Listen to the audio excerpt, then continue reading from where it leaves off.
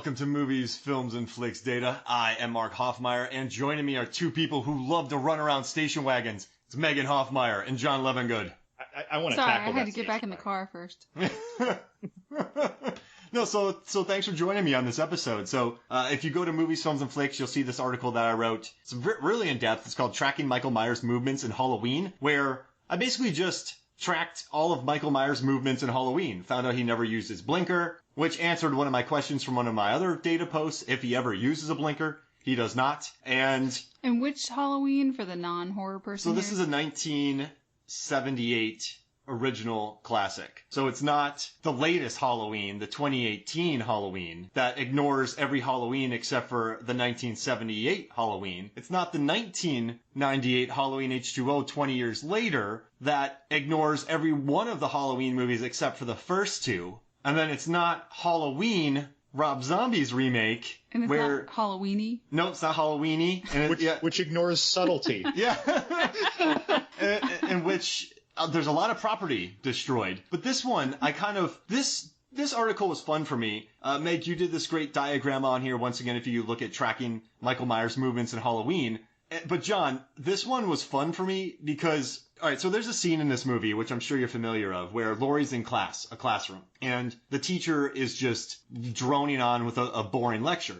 She looks outside and she sees Michael Myers standing next to a station wagon, which he stole prior in the film. She looks back at her teacher, and when she looks back, the station wagon is completely gone. It's gone. So she didn't see it. Dun, dun, Yeah. dun. So she didn't see it, which means when she looked back, Michael must have seen that. And he all right, so here's a theory. I got to ask you guys two theories, because when I put this up on Reddit, I had this was the biggest controversy about this. Did Michael Myers run around the back of his station wagon? Did he run around the front of the station? So he's on the passenger side. Does he run around to the front driver's side, around the back? Like, does he go around the back, around the front? Or does he open the passenger door? Starsky and Hutch hood slide. Or does he open up crawl through the middle? Yeah, does he open up the passenger door and butt scoot over to the driver's side? Probably. It was a bench seat, I'm guessing. Yeah, so which one of the three do you think it is? I think probably jump in the passenger side and scoot over because it's a bench seat. It's not like the consoles. It's too bad he didn't have push button start like we have today. Now, he needed 15 seconds to get away. Yeah, he did not have a push start, that's for sure. So he needed 15 seconds. So what do you think, John? Could the car have been running? Well, it's not. It's late October, which is really cold up north, and there's no. You can't see the exhaust in the car. Okay. All right. Right. Noted. So that's what you kind of got to think about, right? Okay. So the key. Maybe it was a windy day. What do you think, John? Did he run around the back, the front? And I asked this because I tested all three of these theories out with my truck in my driveway. And you needed 15 seconds for your fastest run. Yeah. I mean, your truck But is if you quite did a bit hood bigger. slide, maybe 13 and a half seconds. Yeah. I mean. Yeah, you could hood slide on a station wagon. You couldn't hood slide your truck. But you know why I have to ladder. disqualify my hood slide? No running start. He's already standing there, so he couldn't do a hood slide. He could do a belly flop dive over it. Put some wax down on it beforehand. Like when Jonah Hill tries to do a hood slide and he flops over it in 21 Jump Street. And so someone also asked me, hey, this is a vision. She's not really seeing him. But on the Blu-ray, there's a commentary with Jamie Lee Curtis and John Carpenter that actually happened. So in this scene, you always think of Michael Myers walking. You see him running earlier in the film. But this means whatever he did, he had to do it with haste to get away. So, John, how do you see it? I think he went around the front of the car. I think that's people's default behavior. I think he scrambled around the front of the car, got in, the keys were already in there, started and go. Yeah, and he had 15 seconds to do that. And literally, the moment that she turned her head away from him, he started moving. Yeah. The moment. The very moment. Yes. He could see her eyes, the white of her eyes, and the moment she turned her head, he did that. He does that several times to Jamie Lee Curtis in this movie and other characters. There's another scene where she's walking home and she's standing near some hedges and she kind of looks away, and he has 26 seconds to walk away from the hedges and go behind a house. I tested that as well. He could have done that pretty easily. But he's basically playing hide and seek with these babysitters. He behaves like a cat, though. So you know how, like, when you're playing with your cat and like you're around a corner and every time you peek, the cat's closer, but you never see the cat moving. You know, when people do those videos. Yeah. So like that's what he's doing. The moment that you break, that he can't see the whites of your eyes, he moves. Oh. He's a cat. He's being quite devious with this. And what I love is this moment, if you go look at the posts, it takes place after Michael slams on the station wagon's brakes when Annie yells speed kills at him. So he drives around the corner, right? Then he runs 200 feet to some hedges. I counted the steps. And then he waded up the sidewalk. And then he started peering through the cracks of the hedges until it was safe to step out. Then he plays peekaboo. And then he walks away after he can't see the white of her eyes anymore. Tanya, he's a cat. He's very cat-like. He's such a cat that he hates dogs and he eats them and strangles them. He does. It's Halloween hide and seek. He eats a cat in this movie. Or a dog in this movie, right? Well, they find the dead dog, right, in the house. Yeah. And the guy even says, like, oh, you know, maybe there's some kind of varmint, like, did it. And Loomis is like, no, it was him. And you told me this. I was like, he ate a dog? And you're like, dude, I'm 98% sure he ate a dog. And then I watched again. I'm like, he ate a dog. And he ate rats in Halloween Resurrection. He loves eating animals. That dude ate a dog. And then later, in the back of the house, when the girl's babysitting, he strangles a dog. You see the dog's legs go limp. Yeah. He hates dogs. He is a cat put in the body of a man to take revenge on humans and dogs. Oh, man, don't say that. Now I won't hate him. And he loves... Megan loves Michael Myers now. And he also loves sheets. I wrote an article about this. But in this movie, he's... Our cats love sheets. Yep, our cats do love sheets. He's a cat. In this movie, he's watching Lori in her bedroom. She looks at him, right? But she never leaves... She never stops looking at him.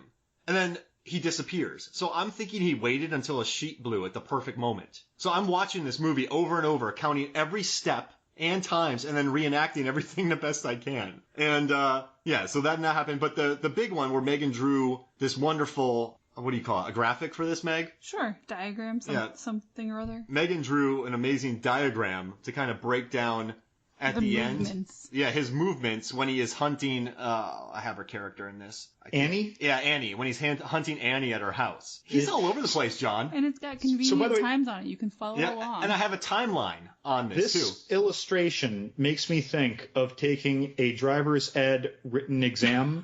And it's like, which of these three places should you watch out for danger? Like, kind of thing. This looks like it was done with CAD too, though. Like one of those like computer automated design things that an architect would use. Yeah, use Photoshop, right? Illustrator, Adobe Illustrator. Adobe Illustrator. I like using that for most stuff. Yeah, I draw those with lines. Yeah, I like that it says MA Designs there on it. Yeah, but this one. So he's at one side of the house, and he goes over and starts looking into a door. Then he goes back to the other side of the house, right? And then he crosses over to another side, goes back to another area, goes back to the laundry room, goes to the other side of the laundry room, goes to the back door, goes back to the car, and then goes to the garage and kills Annie. By the way, with how sneaky he is, right? Let's go with my cat white of the eyes theory. The moment that the white of the eyes are broken, it moves. Like he knows where he's going to go. The moment the sheet's up looking at Lori, he moves, right? Yeah. He's okay. As sneaky as he is, he knocks down a hanging flower pot on the back porch. Yep. Yeah, he's knocking stuff. Do you think he did that on purpose? You almost would have. How are you that sneaky and you screwed that up? So listen, sometimes the cats get a little out of control when they're really into the chase and their little back legs go flying and they hit stuff. Oh, yeah. When they go on their hind legs and they're like waving their arms back and forth like they know what to, like a kitten doesn't know what to do. So you've met our cat. Sometimes they'll like scramble with their back feet, sort of like a bunny.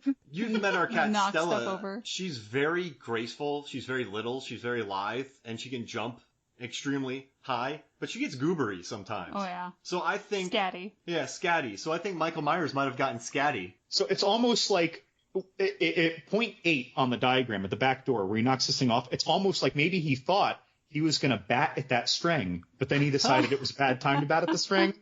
It's like he started to lift up his knife hand, and he's like, oh, crap.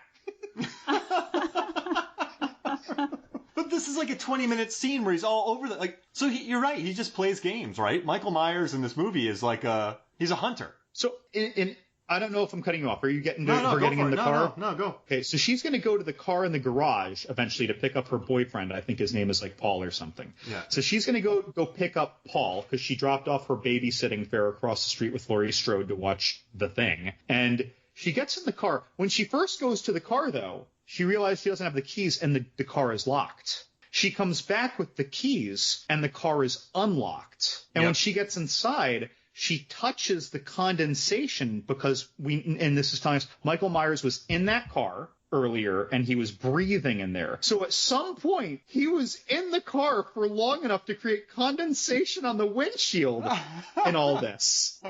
Because again, she goes to the car's locked. She goes to get the keys, comes back, and just opens the car door, which is no longer locked, and the condensation is there. So with all this movement around, like before all this, he must have been sitting in the car for like 20 minutes to get warm, and then he heard something that maybe initiated this. So maybe number 0 is also in the garage in the car. Oh my God, he's just, so maybe he ran there, and he just wanted to cool down, and he's just breathing heavy in the car. Right?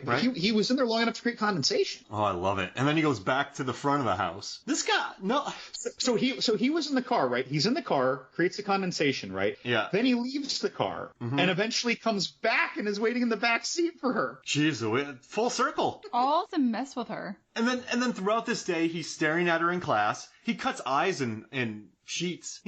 Michael Myers is a goober. He's a feisty one. But that's why I love doing this, because I went outside and so it's funny too. I pulled on my driveway, it's kind of on a slope, and I didn't want to deal with it like that. So I pulled it out into the cul-de-sac, and I'm running around the truck to see the fastest way. I hope neighbors didn't see me. You couldn't walk. I have a couple other points. I think that he was in the car getting warm when she was hanging out the back window of the laundry house. Yeah. Oh, there. Because why, of all the opportunities that he had to kill her, that would have been the best one. So he was just getting kind of chilly. Right, and he's like, I'm cold. I'm going to go in the car, and then he comes out of the car, and now it's unlocked. That'd be funny if he wasn't playing games. He was just running back and forth through the car to get warm. Yeah, it was kind of. And then she startled him. And then she just scared him. Yeah, I didn't think you were going to be in here. And he strangles her. So Michael Myers is an innocent byproduct of all this. Okay, another thing. The design of this house. So the garage is not attached to the house. That wasn't an unusual thing for the time. This laundry shed in the back, which has water lines to it and electricity, right? If you have that and you're doing laundry and it starts raining, you're going to hate that you bought that house. Yeah. Oh, yeah, I was definitely thinking there should be a breezeway connecting them. Or if it's cold, right? Just anything. It's going to be miserable. Well, I guess it depends on how old the house is. That is a strange design. Well, what if it was a house from the early 1900s and they had a wash basin? You know, like one of those boards and whatnot, where they just did stuff in the yard, and then they later decided, whoever moved in, that they wanted a washing machine. Plumb it out because it's plumbed and it has electricity, and it's a big. It's like a 2-room laundry shed. Like, that's an interesting choice. They didn't want to turn it into an in-law suite yet. That's the house that when you're house shopping, you're like, oh, this is lovely. Oh, look, and there's a separate laundry shed, and you don't think to yourself about rain and snow. And then after you buy the house, you're like, yeah. Now I'm looking at the backyard thinking, could we put a laundry shed out there? Yep, we should. Thanks, John. Now I have to go do laundry outside. In the rain. That's right. Any final thoughts before we get out of this thing? Meg, do you have fun? It is amazing to me how many different places you see Michael Myers. It's one thing to make a comment about that throughout the entirety of a movie, but this is one not short scene, right? It's like 12 or 15 minutes, but this is one big scene. And you see him in 10 places. And we have even established at least one additional point when he was in another one of those spots again. Someone wrote this. Yeah. Okay, now he's over there. And then we see her and now he's over there. And then she's back here and we see him over there. And then she's over here and we see him through the window. And then he's over there and there's condensation. And then he strangles her. Yep. Like, someone wrote this. I mean, we know who. They did a good job establishing dread, I guess, establishing tension. But when you break down of where he went, it becomes sort of silly. Like, it's like in the moment, it works really well. Oh, there he is. Oh, shit, now he's there. But it's like when you look at the trajectory of how he would go into this side. Now let's go all the way to the side of the house. No, wait, now let's go all the way back to that side of the house again. I kept hoping that he would be on a roof somewhere, and then he would be across the street, and then he would be on another roof. This is like the dynamic of a kid's playhouse, right? Like a fort playhouse in a backyard, where someone's in the playhouse and someone outside of the playhouse is trying to shoot them with the super soaker through the windows. So every time they move to the opposite side of the inside of the house, the guy has to run all the way to the other side of the house to get him. Yep. Like, when you look at the pattern makes more sense for that. Yeah, he pinballed. I feel like someone didn't properly storyboard this. No, but these are a bunch of young kids making it. You know what else it's like, Mark? What? Okay, you've got a cat underneath something, and he is reaching over the side of the table and onto the top of the table to bat at something. Yep. And then, you move it out of the way, and then, the cat's paw comes out from the other side. Michael Myers is just cat pawing at this. He's a cat. I love it. He's a cat playing He's whack-a-mole a blindly. Halloween cat. Yeah, Halloween cat. Oh man, we're playing whack-a-mole with babysitters. Hey, so this was fun. Thanks for joining me, guys. Yeah. And thank you for making this diagram, Megan. And John, I love your love diagrams. Your condensation Someone theory needs- is beautiful. People need to look up his Reign of Fire jump post where Matthew McConaughey floats like a feather through the air, because the illustrations that Megan did for that with the thought bubbles are priceless. Yeah, they make me happy. All right, so for me, Mark Hoffmeyer, for Megan Hoffmeyer, for John Lovingood, this is Movies, Films, and Flicks Data. We'll see you next week.